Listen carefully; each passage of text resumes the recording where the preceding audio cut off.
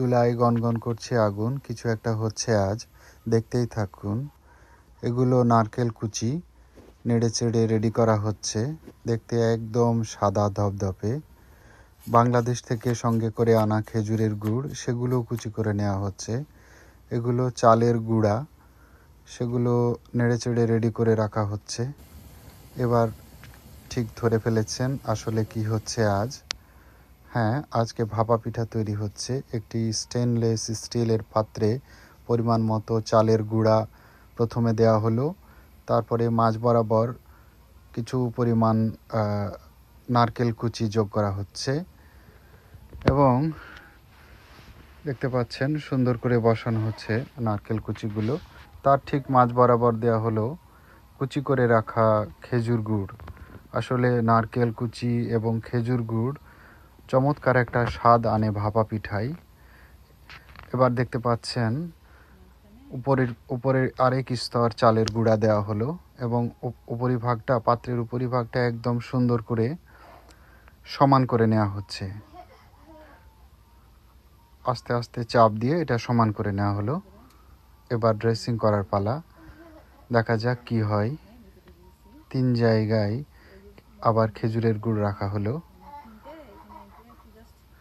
একেবারে একটা মুখমণ্ডলের অবয়ব চলে আসলো, 2টি চোখ এবং মুখ, চমৎকার একটি মুখমণ্ডলের অবয়ব চলে আসলো। বাচ্চারা এই অবয়বটা খুব পছন্দ করে, অনেকটা কার্টুনের মতো। এবার পাত্রটা চুলায় বসানোর পালা, এজন্য পরিষ্কার একটি পাতলা কাপড় দিয়ে পাত্রটা ঢেকে দেওয়া হলো। হ্যাঁ, পাত্রটা ঢেকে দেওয়া হয়েছে। এখন সাবধানে, যেহেতু পাত্রটা রেডি হয়ে গেছে এবং চুলায় রাখা পাতিলে পানি ফুটে উঠেছে এবং ভাপ বের হতে শুরু করেছে, যেই ছিদ্রটা দিয়ে ভাপ বের হচ্ছে ঠিক সেইখানটাতে এই পাত্রটা স্থাপন করা হলো এবং সাবধানে তুলতে হবে যেন ভাপা পিঠার অংশটা ভেঙে না যায়। এবং পাত্রটা সরিয়ে নেওয়ার পরে পাতলা কাপড়টা দিয়ে পুরো ভাপা পিঠাটা ঢেকে দিতে হবে যেন ভাপ উঠে পুরোটাই সিদ্ধ হয়ে যায়।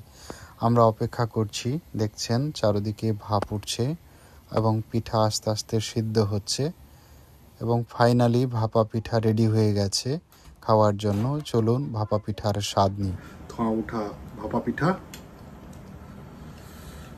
বাংলাদেশি ভাপা পিঠা বলা যায়। বিসমিল্লাহ।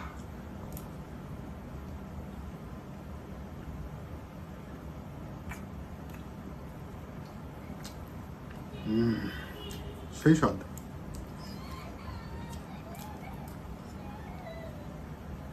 পারফেক্ট, একেবারে মায়ের হাতের ভাপা পিঠার মতোই স্বাদ, বোনের হাতের ভাপা পিঠার।